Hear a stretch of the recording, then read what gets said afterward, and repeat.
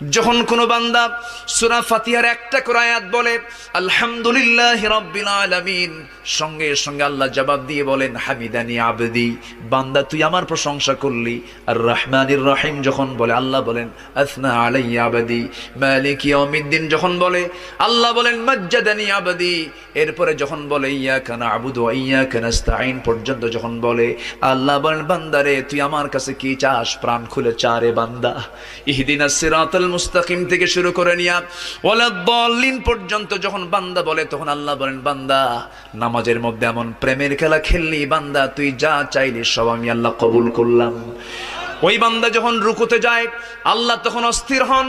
ওই বান্দা যখন সিজদায় যাওয়ার জন্য প্রস্তুতি নাই, সমস্ত ফেরেশতাকে ডাক দিয়ে বলেন ও ফেরেশতারা, এই বান্দাগুলো আমাকে দেখলো না, রাসূলকে দেখলো না, কোরআনকে দেখে হাদিসকে বিশ্বাস করে আমাকে খুশি করার জন্য তার সবচেয়ে সম্মানজনক